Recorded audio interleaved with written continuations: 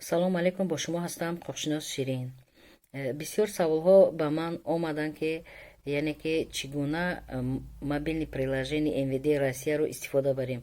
Аксарияти инсонҳо скачат карданд, аммо тарзи истифода бурдани онро на он қадар сарфаҳм мераванд ва аксарияти инсонҳо скачат накарданд, мепурсанд ки чӣ гуна мо скачат кунем дар телефонҳои худ ва истифода барем.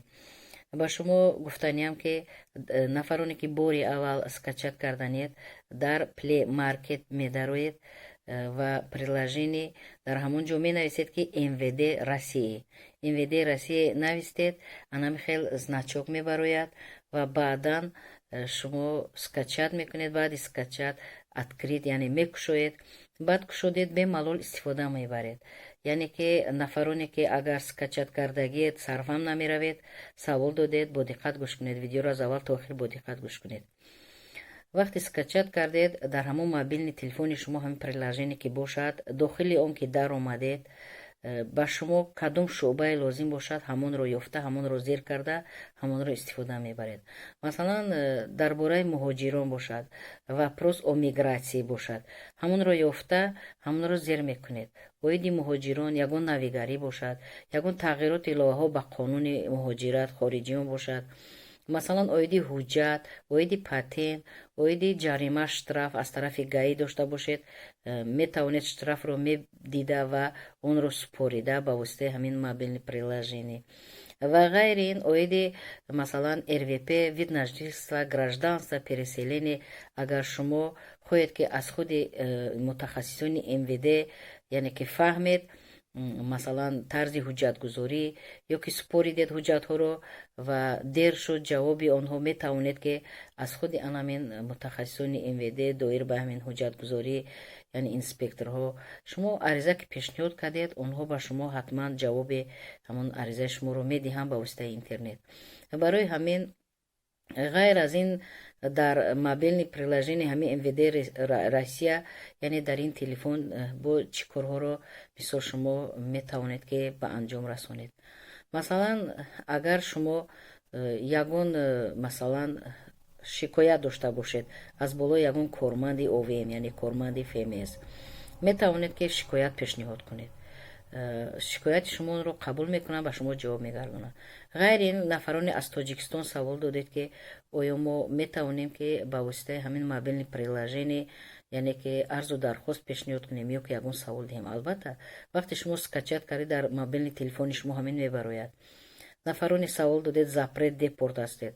запрет депорт бошед, анамихел скачат кардед, дар ҳамин саҳифа ки дар омадед, ҷои ҳамон вопрос по миграции медароед ва он ҷо обращение граждану аст, муроҷиати шаҳрвандо медароед ва ариза бошад менависед, шикоят бошад менависед, ё запрет депорти шумо муҳлаташ тамом шуда бошаду яъне омадани шуморо ба ин ҷо ба Русия иҷозат надиҳанд, ариза пешниҳод мекунед ва ҳуҷҷатҳои худро, нусхаҳои ҳуҷҷатҳои худро, сурати онҳоро дар ҳамин телефон дошта бошед, онҳоро низ пешниҳод мекунед ва ба шумо ҷавоби аниқ медиҳанд. ба ҳамон яъне электрони ҳамон поштаи шумо ҷавоби аниқ меравад ва шумо аниқ ҷавоб аз худи МВД мегиред.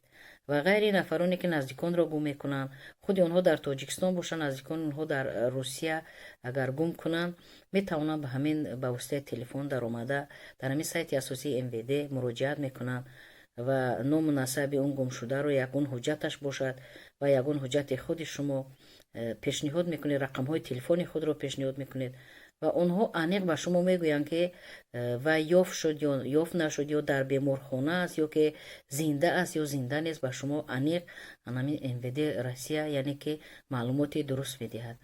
ғайри ин нафароне ки савол додед ки оиди РВП, вид на жительство, гражданство, метавонем ки саволҳои худро ба воситаи ҳамин мобилни приложение ба ҳамин сайти асосии МВД мо равон кунем. албатта шумо метавонед ҳатто дар куҷои дунё ки бошед саволҳои худро ба воситаи анами сайти асосии МВД ба воситаи телефон пешниҳод мекунед.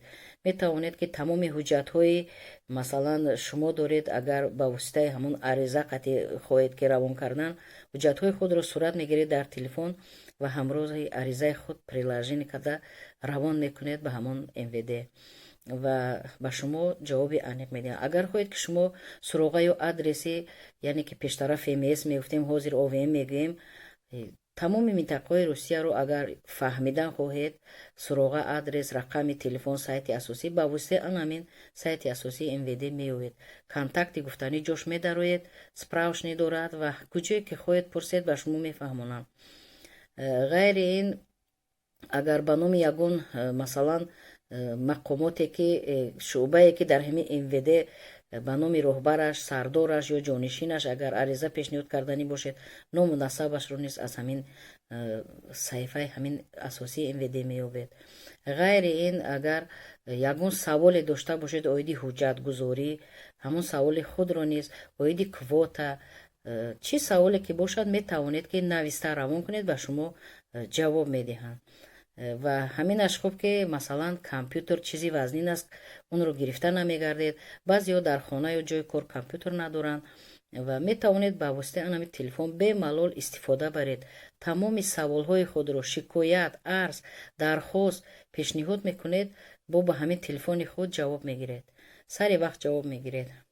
дар амони худованд бошед. агар саволҳо бошад, марҳамат дар поёни видео саволҳои худро дар комментария нависед, ман вақт ёфта ба шумо ҷавоб медиҳам.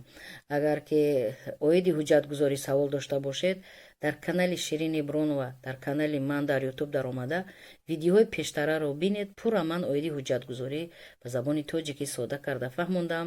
ёбеду истифода баред. дар амони худованд бошед.